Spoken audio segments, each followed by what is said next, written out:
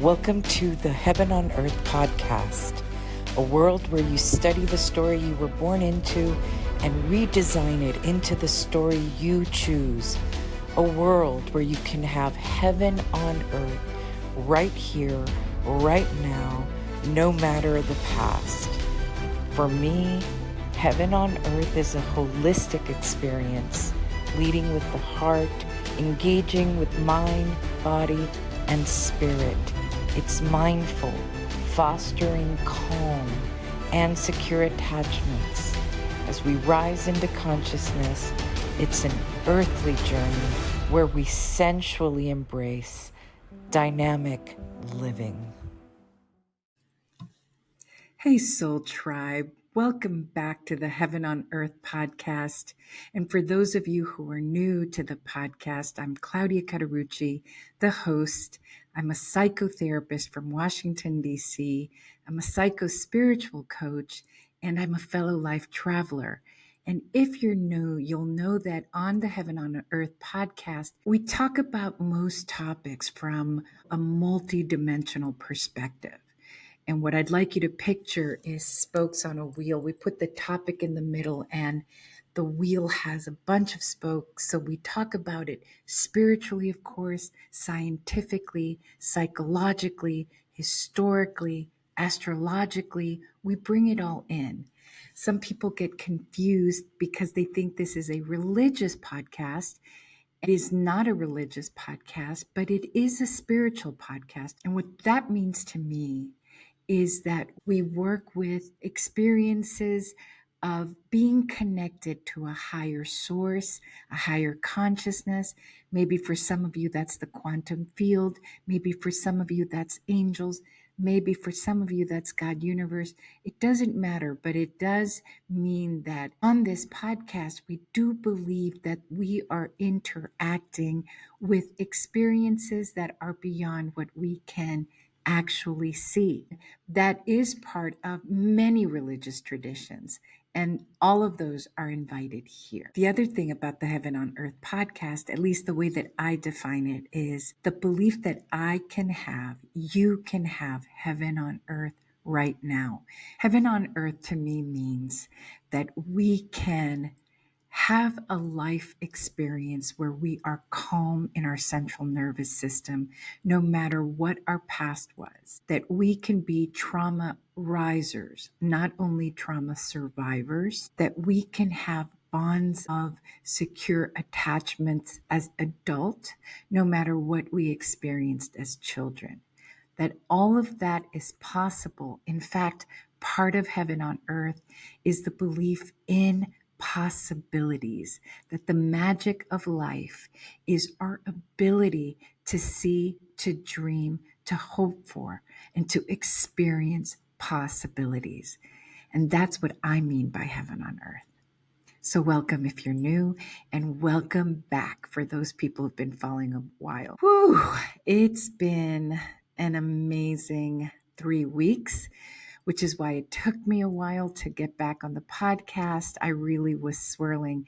And the way that I talk to the people around me or the people that I work with is I had to do a lot of this. And if you're just listening to this, it's like sort of sitting down and moving my body back and forth in a circular motion because there was so many feelings flying at me. So many past feelings, new feelings, present feelings that were coming at me. And what I usually do in those moments, and this is all because of the political climate, because of what's happening right now on planet Earth, certainly what's happening in our country, things that are very, very new, and the feeling of certainty doesn't feel as available as usual. And that's what we're going to talk about today, is how we get certainty by being able to calibrate our emotions. But what I want to tell you is I had to do a lot of this quietly, in stillness and in silence, what I call the SNS, silence and stillness, in order to figure out, or in order to understand where I wanted to land. And that's what emotional calibration is all about. is knowing that there's many feelings coming up, included reactivated trauma, which a lot of people are experiencing right now on the planet, certainly in our country. Reactivated trauma, I'm seeing it all over my sessions, my psychotherapy sessions. And so the ability to check in, to be in stillness and silence is really, really important right now. And that's what I did. And once I found a place where I could land, I felt ready to come back and be online and start sharing with you from a voice of clarity, of prowess, of internal strength, what I call lighthousing, meaning that my internal experience is a lighthouse given the waves or the tsunamis that are coming at us from the outside. So let's start. This is part 2 of the era of emotions, my last podcast. And I'm going to do 2 podcasts this week because there's so much going on that I want to be able to reach out to folks and give them a framework of how to navigate this experience forever. How to navigate your internal experience forever when there's a lot going on, which there usually is outside of us. These are very particular times, though. So I am saying that 2025 is the beginning of the era of emotions, and it's so timely right now. It's so timely. We have always had emotions as one of the human operating systems that we have. We have cognitive functioning, of course. We have the executive brain. We have our body. We have our spirit. Our heart is part of our operating system. Psychotherapy and other modalities, including addiction recovery, are all about learning how to navigate our emotional operating system.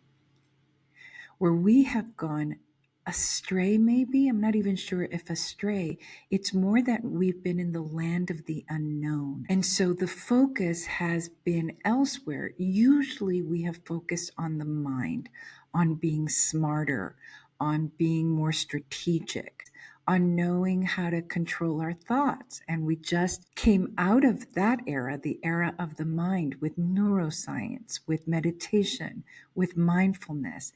And that era has been a portal, and so has psychotherapy, psychoanalysis, 12-step programs, cognitive behavioral therapy. All of those modalities, dialectical behavioral therapy, have led us to this grand portal of the era of emotions. I personally believe, which is why I'm so focused on this, that emotions not only are our gateway to communicating with the divine, with the energetic sources that we can't see, with becoming more aligned as a human, connecting our mind, our heart, and our body. But I also happen to believe that when we are dysregulated and discalibrated, what ends up happening is that we leak, we spew, we vomit, we implode, we explode our emotions. And it's only because as humans, we didn't come with the manual. And so there's all sorts of modalities that help us start to manage and allow our emotions to come up in a calibrated way. I also believe that in terms of the political spectrum, forever, for centuries, as long as humans have been alive, uncalibrated or discalibrated emotions have been the reasons we have conflicts that lead to war, conflicts that lead to abuse of our children, of our spouses, conflicts that lead to torture, to subjugation, to genocide. I happen to believe that when our political systems are chaotic, it's because there's a whole bunch of discalibrated and unregulated feelings and behaviors that are creating the chaos. So it is key for us as humans to really learn how to navigate our internal experiences, which are our emotions. And now more than ever, and in my next podcast, I'm going to talk about the importance of the heart. My Empath Leader book, which is coming out this spring, the new edition of the Empath Leader book will be coming out. We'll talk about all of that. And yes, I am proposing that as empaths, as humans who feel, as humans who have a heart, we have amazing leadership skills for this new time on the planet. And instead of locking down our heart and suppressing our feelings or allowing them to be spewed all over the place, which is what's happening right now. What's happening right now is that there are a ton of humans with unprocessed emotions, with unhealed wounds running around and running us. So this is why I'm making such a big deal about the era of emotions. So let's jump right in. And listen, this is going to be a long podcast. My podcasts are usually an hour and a little bit more. And please stay to the end because I am going to give you hacks, guidelines. It won't be a workshop, but it will point you. It will point you to some guidelines as to how to manage emotions. I do have the dynamic meditation method course, which is my self-healing, self-therapy, self-exploration. It's a manual. It's a manual. It's guidance on how to go inside and navigate your internal landscape. That'll be coming. Okay. So let's start. And as always, I will be reading. So if you see my eyes going to the side, that's what's happening. First, let me make some clarifications. There are people and people that I really respect and admire who don't believe in emotional regulation. And because they feel that it is a way to suppress our emotions. And I'd like to make some distinctions there. So let's start there between the word regulation and calibration. And I use the word calibration a ton.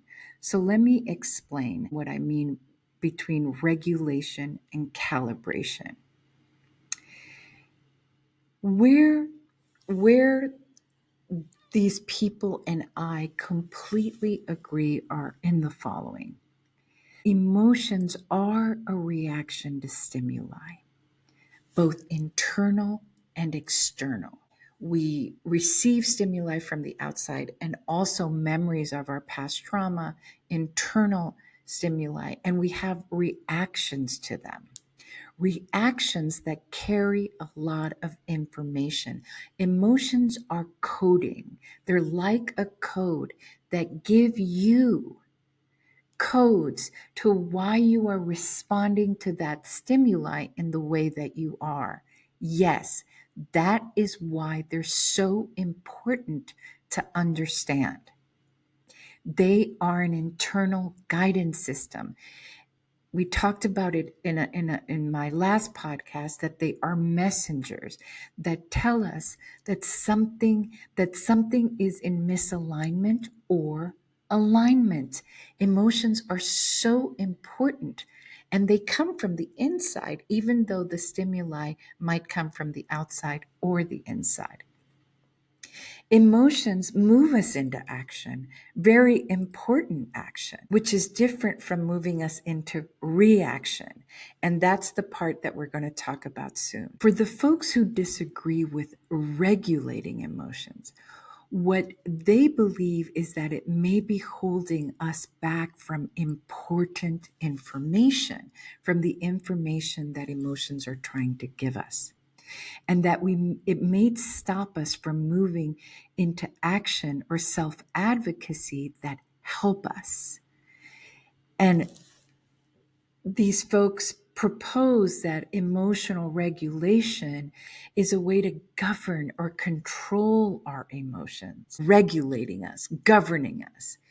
These folks also believe that emotional regulation, and they lump in psychotherapy as well, by the way, as a way of denying or suppressing or rejecting, dismissing our emotions, that it actually sends us the message that our emotions are adversaries instead of helpers. They claim that we don't want to prevent emotions because they inform us.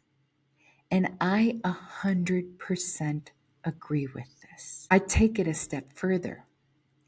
I feel that emotions keep us alive. Emotions keep us in love and in connection. Emotions are the human language. We get each other no matter where we're from, no matter what our past is, through the language of emotions. What I call the I am you and you are me principle. And this is the era to get each other, to have emotional understanding, which is now being called emotional intelligence, and emotional understanding of our own personal emotional experience is what's going to allow and promulgate and increase emotional intelligence and emotional understanding of other humans. I can't emphasize enough the fact that it is the universal language. It will lead us to tolerance, and it will take us from extinction. And what do I keep saying about extinction? Unprocessed, uncalibrated, unhealed negative emotions lead us to conflict from the very home all the way into our nations, which lead us to war, which take us to the edge of extinction. And it only creates more trauma. So I agree with those folks that emotions are coded, that they give us messages, that they come as teachers, that they help us align or misalign. I see their point, and I propose some additional steps. The only tweak that I would give it, and what I want to propose for you, for you who are listening to me, is I want to tweak the word regulation and call it calibration. People who promote emotional regulation, psychotherapists, mainly psychotherapists, but also teachers. Now we're doing it in classrooms, right? What they're trying to do is regulate uncontrolled emotional reactions that lead us to destructive behaviors. Cognitive behavioral therapy is all about that. It's about the triangle between dysfunctional cognitions that lead us to emotions, that lead us to behaviors that do not help us in our daily living. And that's a triangle. Sometimes we have an emotion that leads us to a negative thought that leads us to a destructive behavior. And that makes a lot of sense.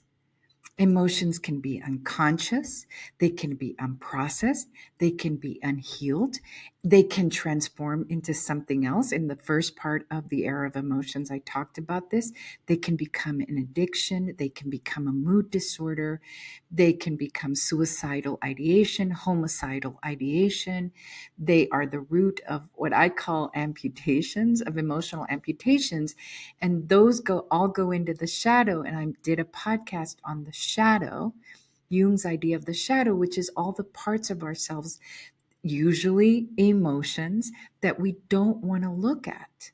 So we bundle them up and put them into the shadow. We keep rejecting them, and possibly because we feel that we are going to be rejected because of this internal experience. I really want you to get it through your head that emotions are about the internal journey, the inner journey, which I talk about a ton.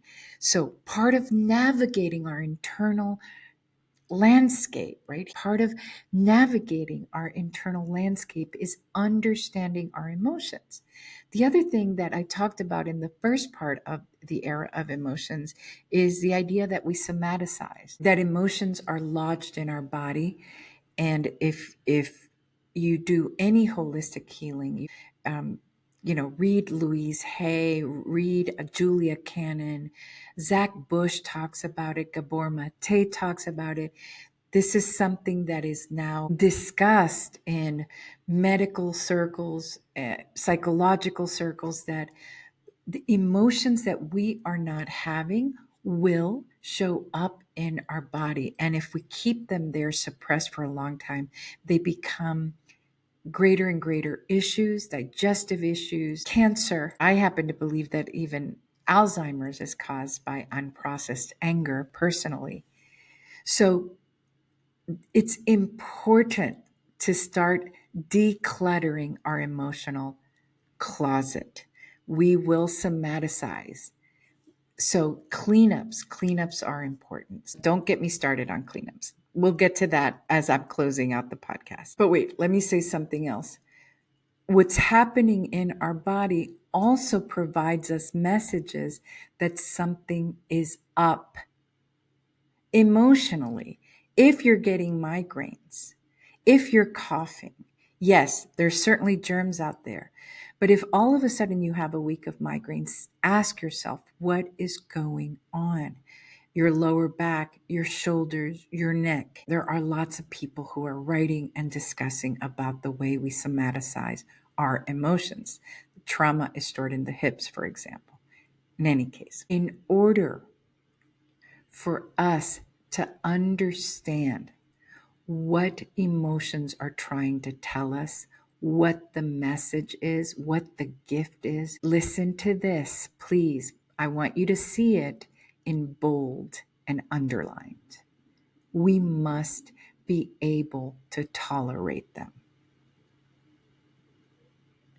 It is because we cannot tolerate our emotions, and who's to blame us? We have had so much trauma on planet Earth. This is why we stay away from them, because we cannot tolerate. So, where I tweak emotional regulation is by calling it emotional calibration. My invitation through the dynamic meditation method is the following. The dynamic meditation method is, again, my entire self-therapy, self-healing, emotional calibration workshop curriculum that I provide, that also allows for a way of self-reflecting. And remember, the folks that I work with are mostly complex post-traumatic stress survivors. I'm one myself. People who have ADHD and ADD, people who have general anxiety disorder. For all of you that are feeling, oh my gosh, it's just too hard to go inside and feel myself. I promise you that one of the ways that I compiled the dynamic meditation method is to do this in steps, baby steps, like a ladder, and also to do it actively. Most people who run away from their emotions, their internal experience, it's because it just feels unbearable. And so the dynamic meditation method does it in ways that are more bearable. So what I propose is, rather than seeing it as a way of governing or trying to control our emotions, we are trying to self-master. We are trying to master ourselves master our emotions in our own lives so that we can become the pilots, so that we can truly direct our lives. You know, when I say get a PhD on you, that's the tagline. I have a million taglines. That's the tagline to my practice, the Dynamica practice, my private practice is get a PhD on you. Because anytime we know a topic well, whether it's music or singing or history or mathematics, we become the master of it. We know it. We gain self-confidence, self-esteem on dancing salsa, knowing geometry, knowing languages. When we have a PhD through learning, through practicing something, we lose fear and we gain mastery, self-mastery. So calibration is about gaining mastery. And this is the way that we have access to the portals of our past, of our trauma, and then we can start to visualize a future. This is so important, is that we become the pilots of our life. And get this, one of the biggest thing, it's almost like a guarantee that I make. If you learn how to calibrate your emotions, you stop being afraid of them. Because what we fear the most is what our emotions will make us feel. I know that sounds funny. So sometimes we fear public speaking, but what we're really fearing is what we're going to feel in front of an audience. Sometimes we fear making the move on something, but what we're really fearing, and listen to this, it's in the future. It hasn't even happened. What we're really fearing is what we will feel. So in moments, for example, of political disruptions, even though we might be safely at home, what we fear is what we are going to feel. And if we fear the past, a panic attack we already had, a trauma experience we already had, there is a way to go inside. And in the dynamic meditation method, I talk about shrinking. What we do is through baby steps, through ladder. I have this visual of a ladder that we climb gently, of steps we take.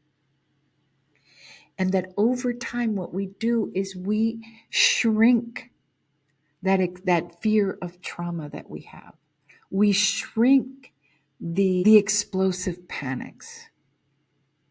We shrink our shame. Let's keep going. I looked up the word calibrate because calibrate is really what resonates with how I feel that I developed the dynamic meditation method, but also what I feel is what we're doing more than regulating. Listen to these words in terms of calibration. The word calibrate can be defined as adjust. We adjust our emotions. We fine-tune them. We gauge them. We measure them, which is something we do in dynamic meditation. We quantify them. We scale them.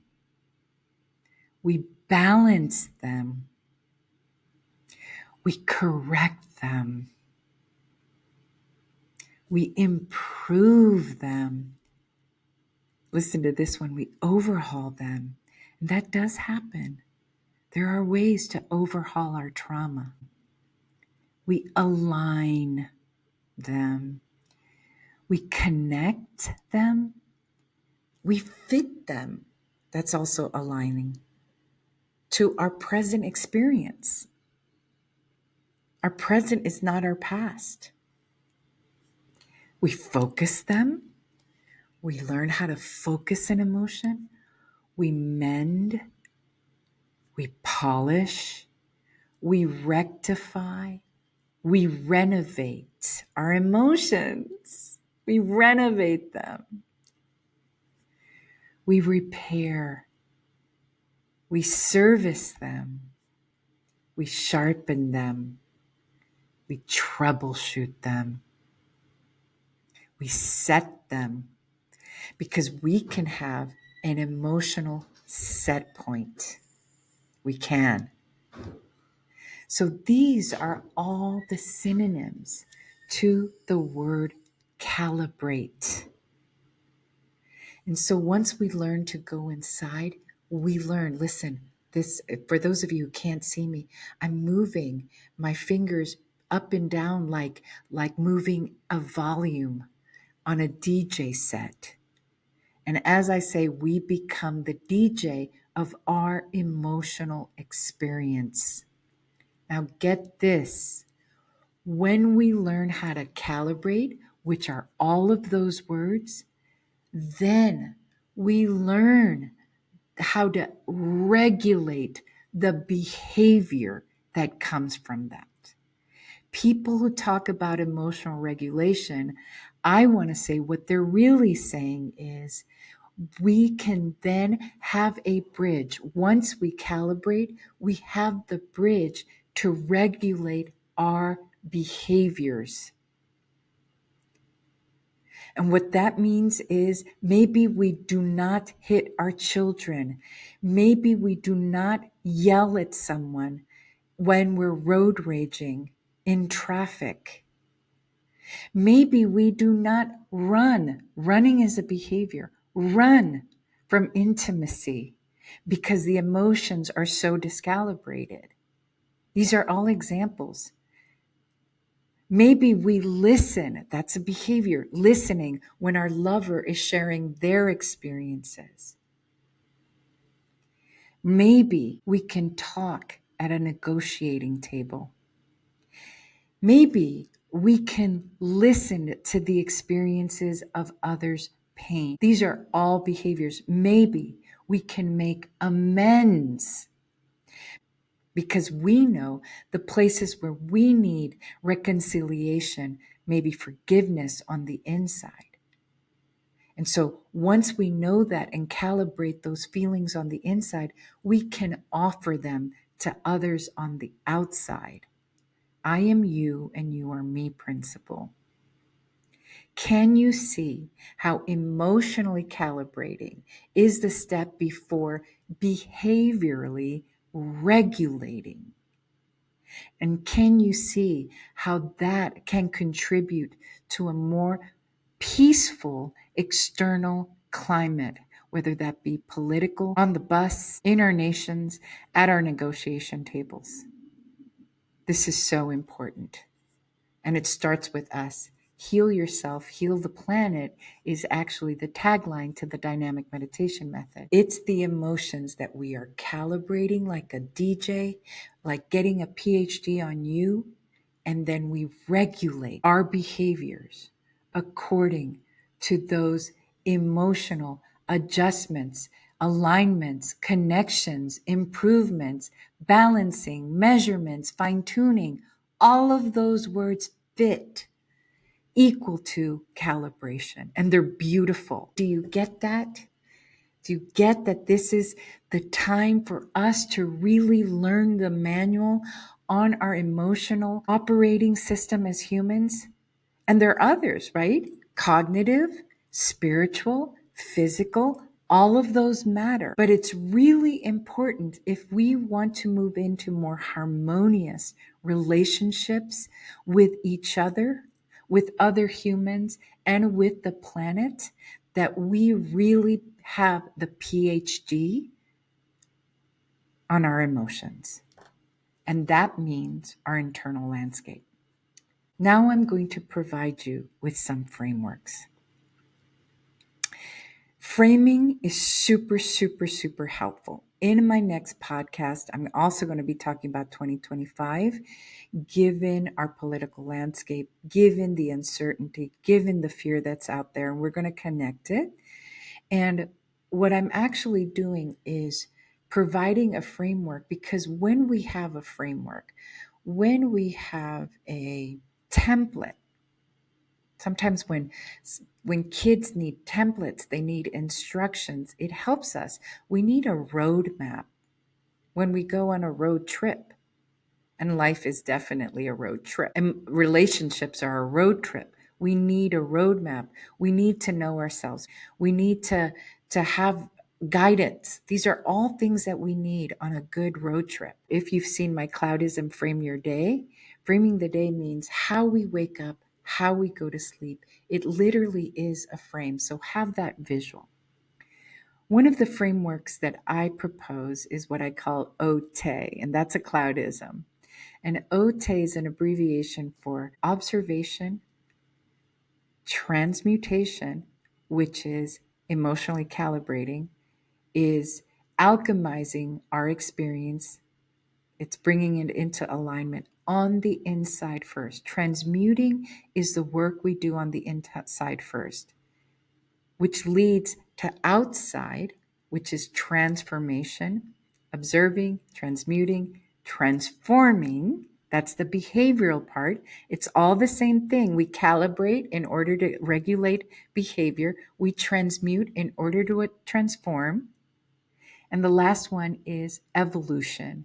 And I put a little accent on the E because I'm Latina and I like the way it looks. So it's OTTé.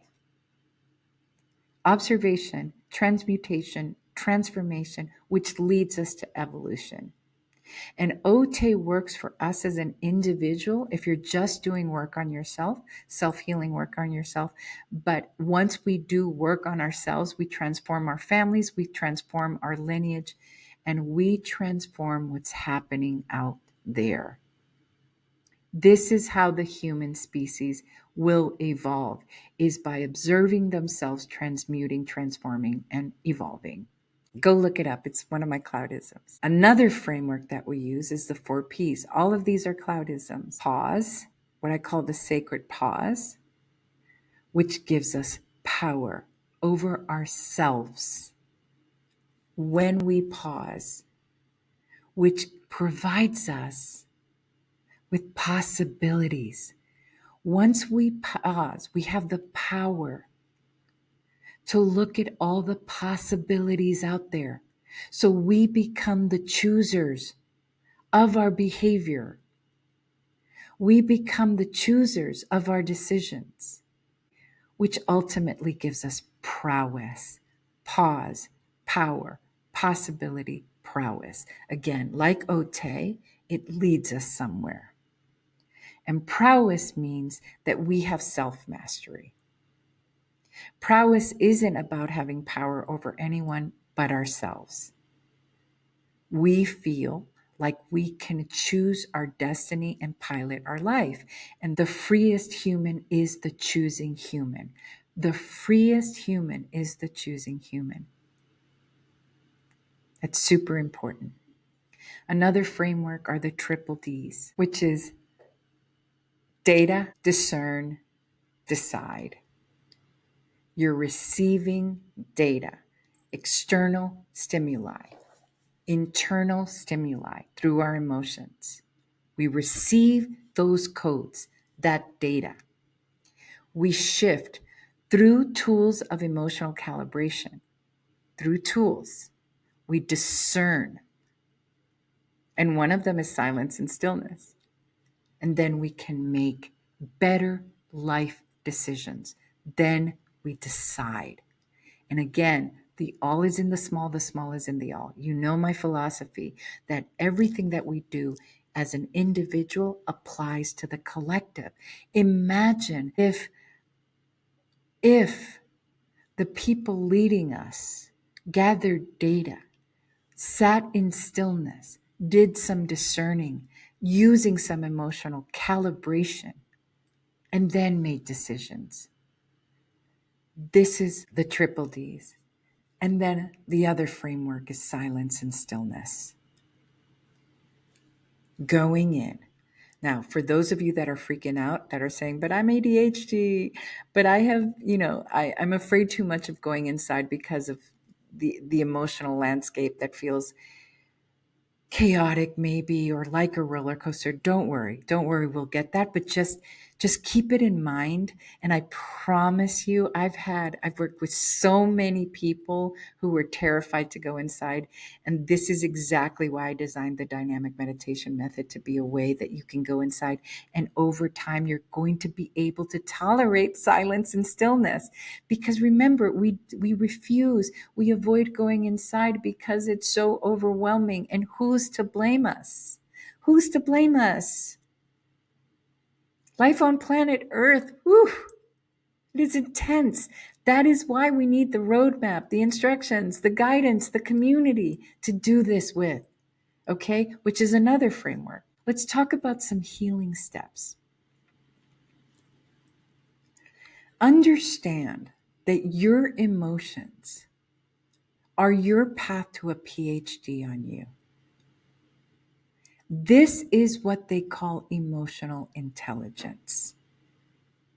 Your ability to know you, to know icky, hard, devastating emotions, to know feeling in love, to know giddiness, to know all of that range of emotions allows you to understand other humans, allows you to understand teams, allows you to understand coworkers, allows you to understand your children. That is what they mean by emotional intelligence, is your ability to understand someone else's internal experience because you know your own and because emotions are the universal human language. Another step is acknowledge that it takes courage to go inside. It's an ass kicker. It takes courage. So this is where I encourage people, don't do this alone. Do it with a therapist, do it with a coach, do it with friends who are on this journey. I have the Wealth from Within community. I also have folks who've done dynamic meditation.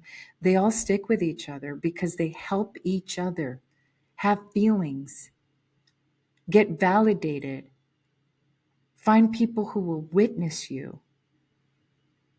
Go to therapy, go to 12-step groups.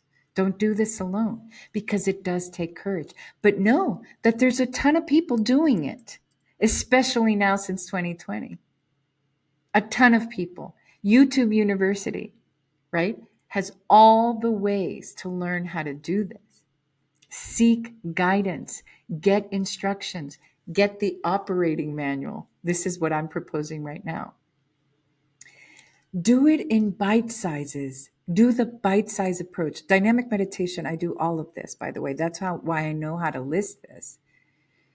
It's like the fascia blaster. Have you guys seen the fascia blaster? I love it. I have the fascia blaster. You start off by just using it lightly on top of your skin, adapting the skin and the fascia to using the tool. The same thing goes for emotions. We start bite size so that you can increase your own tolerance to navigating the harder feelings like shame, guilt, fear, rage, envy, jealousy. We do all of that. And there's lots of modalities that help you with this. Don't do it alone, but start with bite size. Acknowledge, and this is something that I work with a lot, that every feeling is an energy that has its own texture. It has its own location. Sadness and grief, you might feel it in the heart. It comes paired with tears. Right? Rage, you might feel burning sensation. You might smell it. You might want to move into action. You might feel an adrenaline rush. Those are all the pairings that come with emotions. Fear, you might tremble.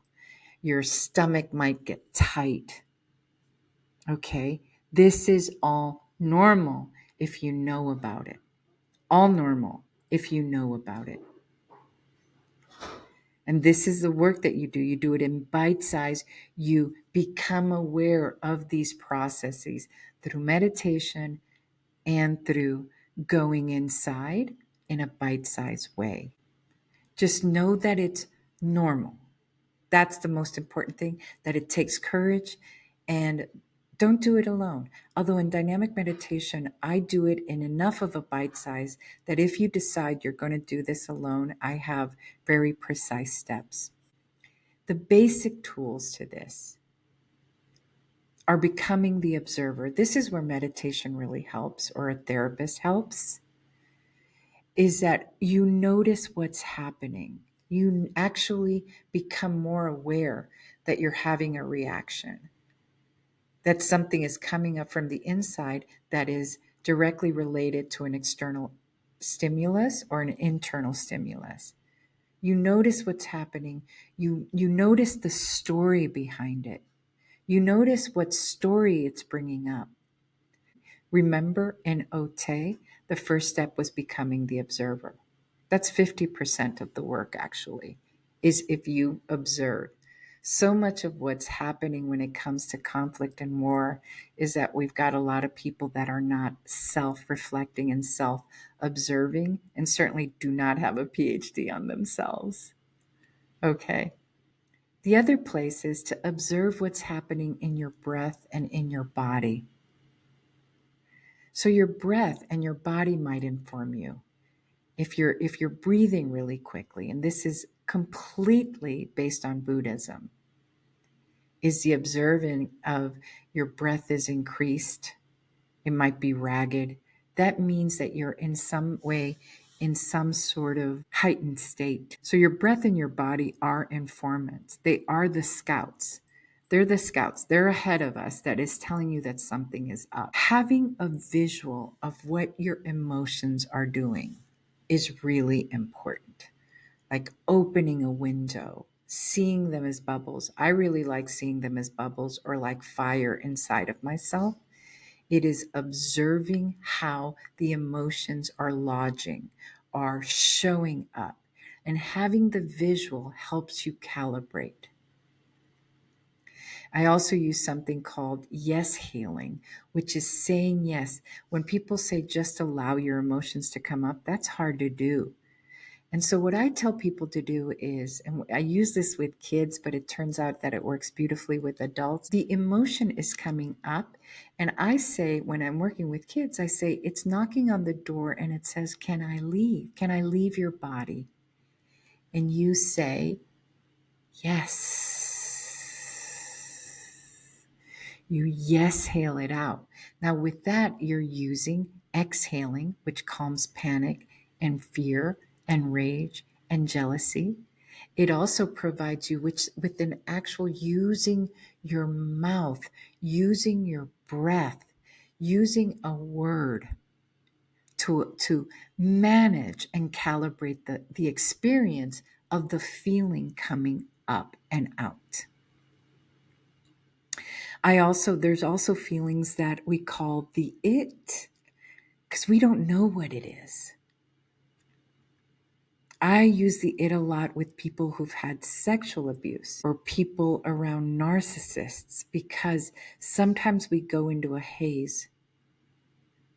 We don't know what it is. We just know that something feels really creepy or something feels extremely confusing, and it's the it. We don't need to give it a name, but it's an emotion that's giving us a signal. I also use the tool that I call the AgFLAB ladder. And this was first developed by a physicist named Lester Levinson, who believed, and I promote, that every feeling is an actual energy. This is going to be the era of energy too. And I talk a lot about that in the Empath Leader, and empaths know a lot about this, about how much we feel energies and how contagious energy is. The Empath Leader book is full of the concept of tracking energies inside ourselves and outside of ourselves. The AgFLAB ladder, AgFLAB symbolizing from the bottom feeling or energy is apathy, grief, fear, lust, anger, and pride. And all of these emotions have a different energetic texture. Apathy feels much heavier than anger, for example. And if we add a visual to that, anger has more molecules. It's moving a lot more. Apathy is like molasses, right? Which is why when we're depressed, we don't want to get out of bed. We don't want to take showers. It's everything we can muster. It's because that energetic heaviness keeps us bogged down. Another tool that we use, or I use, is the 3 survival programs. So we talk about being in survival, which is a trauma response, which is what happens on the planet.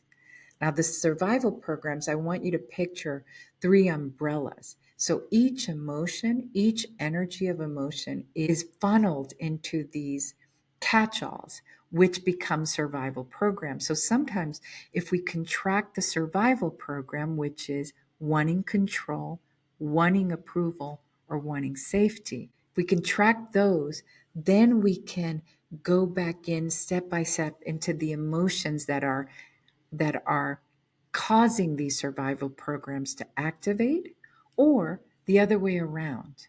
We start with the emotion first that lead us to the activation of these survival programs. And what I like to say with that is that we go into either code yellow, code orange, and code red when there are political disruptions, when there are economic disruptions, whether it be in our personal life or in our collective life, our survival programs go to code orange and code red. And that is what we are experiencing right now. Imagine if we know how to calibrate them. Imagine if we know how to calm them. I don't want to bog you down with the tools because, of course, I have an entire workshop and an entire course that talks about this. But I want to give you something for this podcast that you can be thinking of.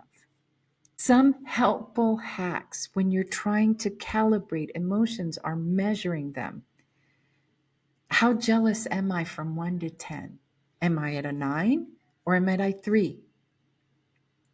How sad am I? And as we use the tools we measure, it is results oriented. We want to shrink these reactions so that we can increase, we can renovate, we can overhaul, we can scale the better feelings, the in loveness, the giddiness, the eagerness. But first we've got to balance the other emotions that keep us bogged down. Use a timer. I tell people, I remember having an experience of panic. I use this one a lot because I remember it a lot, where I grounded myself. And this is the next thing I'm going to tell you about: a body grounding. Body grounding is another helpful hack. So I combined it. I measured, I timed it, and I body grounded because I was having a panic attack. And it was also a trauma activation. So I knelt on the ground to ground me. Or sometimes you can lie on the ground. Sometimes you can walk around. Sometimes I have my clients walk around while moving their arms in circles, because it allows for the trauma to come up in a way that feels calibrated. And then you can time it. You can say, for 20 minutes, I'm going to have this feeling of fear come up as I'm activating the memory. But again, I really encourage you not to do this alone. Not to do this alone. There are people out there who are doing the work, fellow travelers, as I call myself. Now, there's other advanced tools, but I don't want to bog you down with them, but I'll just name them. The advanced tools of moving from longing feelings, from feelings of lack, which make us move into behaviors of lack, desperate behaviors. So I call it moving from wanting into having, because feelings of lack are about low self-esteem, low self-worth, desperation, envy, and jealousy, which is what causes so much of dysregulated behavior, which leads to abuse, conflict that becomes war. the feelings of lack, of not enoughness, ruminations and obsessions. Those are feelings of powerlessness, which we call figuring it out. I call it figuring it out. When we get caught in obsessive ruminating loops, these can lead to compulsions. At very worst, it leads to stalking. Do you see how emotional discalibration leads to behavioral dysregulation? Feelings of disapproval of the self, that can lead to suicide, that can lead to desperate acting out, that can lead to toxic feelings, unforgiveness, resentment.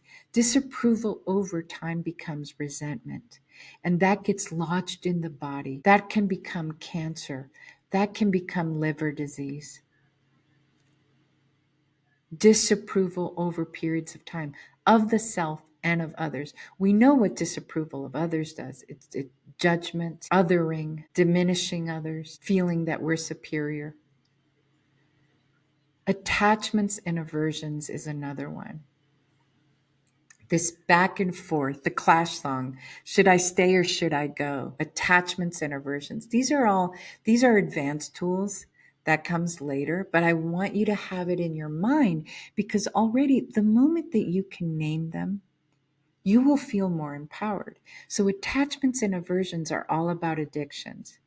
I want the drink, but the drink creates chaos in my. I want the drink, but the drink creates chaos in my life. It's the back and forth. I want intimacy, but I'm afraid of it, so I run. That's avoidant attachment styles. Anxious attachment. I become fearful, suspicious. Attachments and aversions are about complex unconscious feelings that can get uncovered, that can get deconstructed, and that can shrink over time.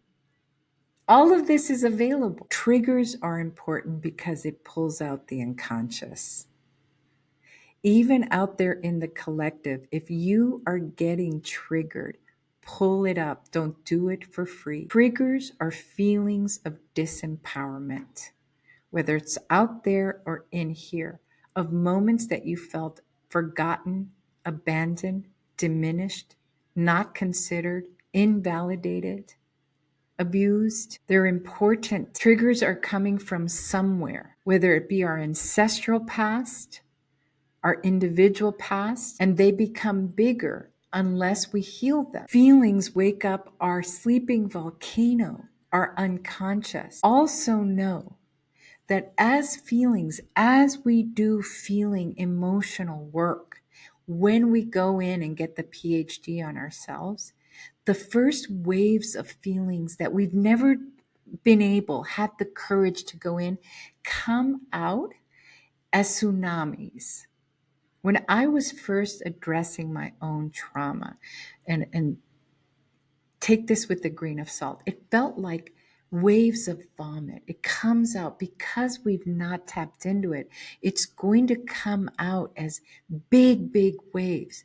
But over time, as we gain the tolerance, it's like the fascia blaster.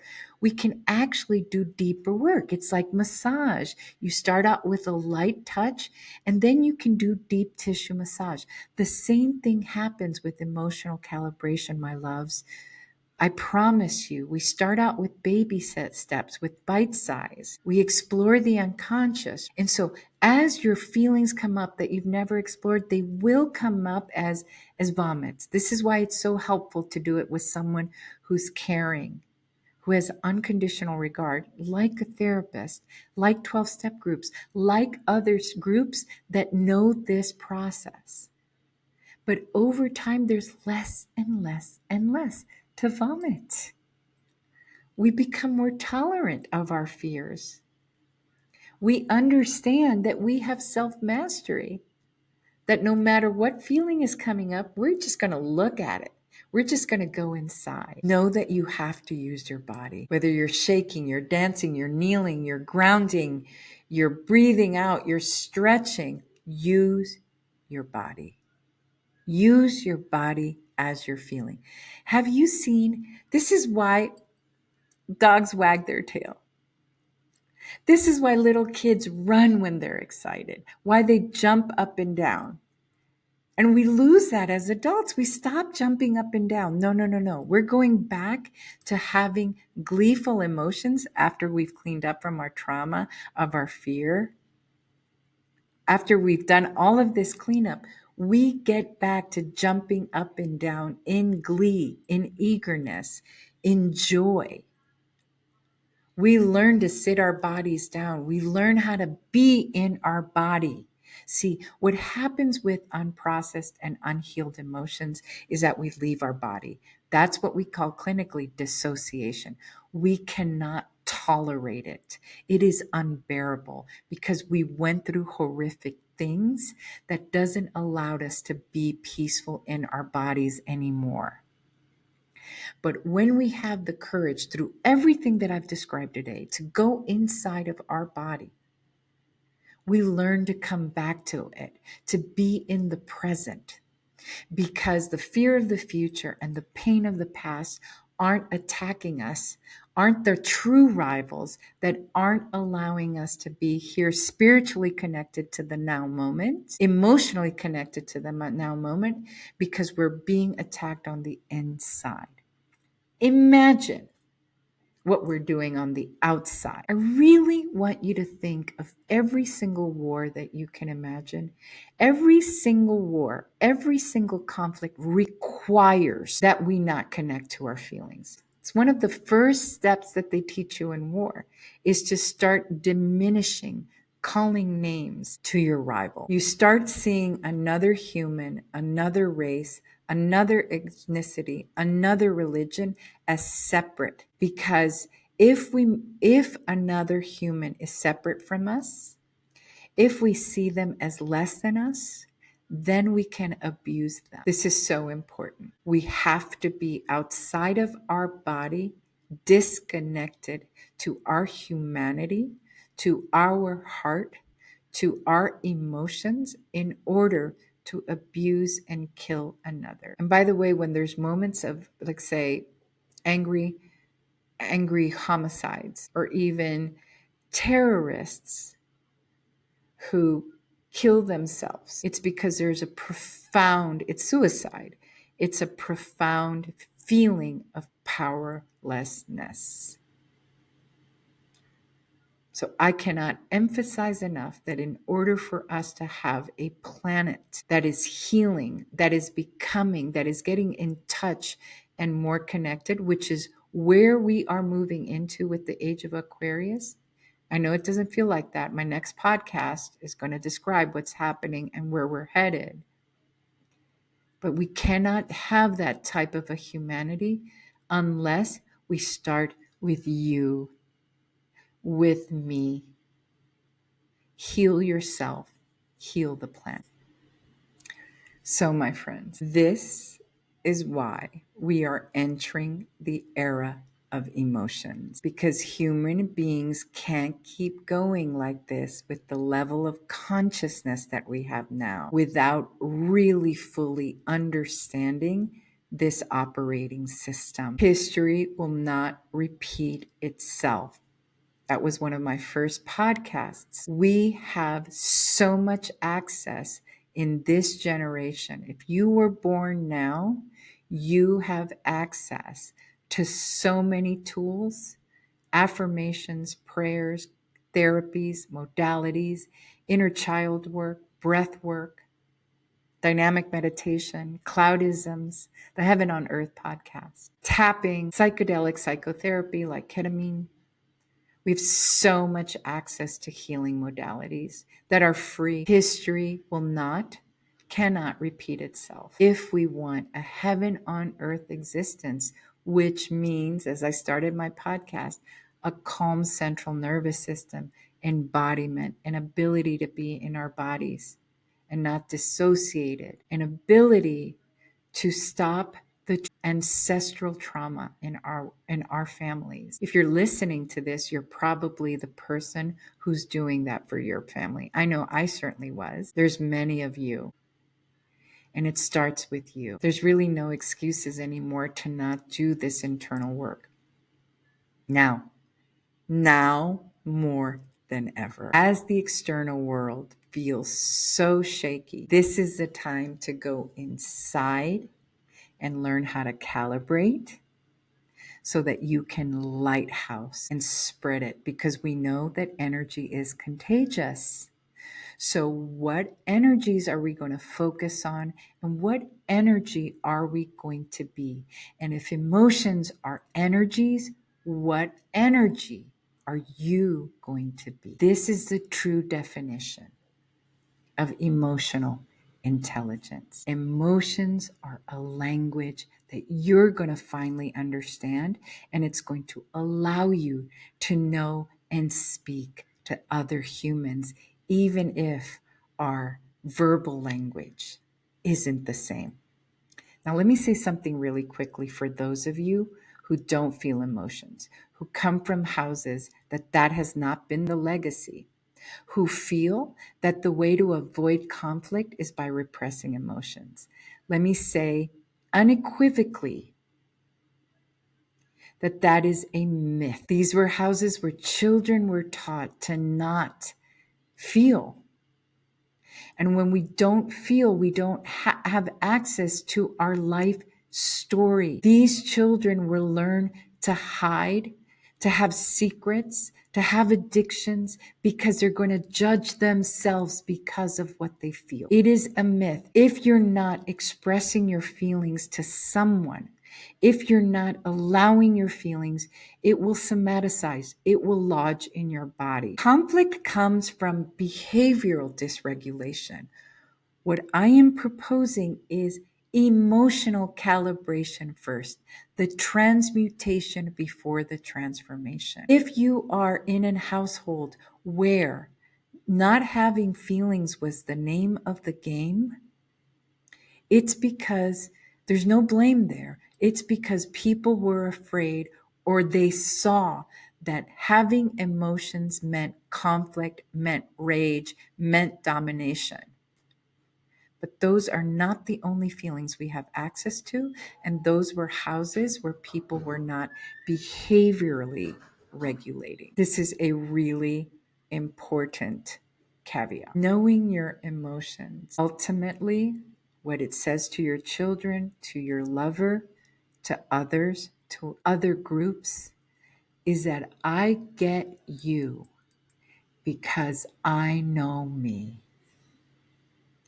I get you because I know me. You are the DJ of your own self. You have the PhD on you. So my friends, my soul tribe, my humans who want to become more human, this is what we truly mean by emotional intelligence. And by healing you, you ripple out and heal the planet. Thanks so much for communing with me, for listening to me on your walk, for believing that we can do this together, that we can actually have a heaven on earth experience through our internal work. Because the all is in the small, and the small is in the all. See you next time. For those of you who are enjoying my Heaven on Earth podcast and who are curious about my dynamic meditation method, which is my self-healing, self-reflective, self-therapy, and emotional calibration healing modality, I'll be giving a 90-minute presentation on the Viva Center's online program. The Viva Center is a group psychotherapy practice that I respect and admire. I love the work that they are doing. And one of the projects they are doing are a monthly workshop program called the Holistic Presentations for Growth. And I will be presenting for 90 minutes about the dynamic meditation method on February 21st at 9 a.m. via Zoom. It's all online. The tickets are $20, and I'll put the link in my bio. Again, that's on February 21st at 9 a.m. Zoom link, and it's only a 90-minute presentation.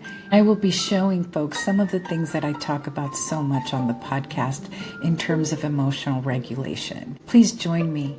If you're curious, or if you already are one of the people who've done dynamic meditation, come. It's only $20. It's only 90 minutes. It's online. Bring whomever you want. And for clinicians, anyone who's a social worker, you will get CEUs. Thanks again. And thanks again for being part of this soul tribe. We're all on a mission to make it more beautiful to live on planet Earth.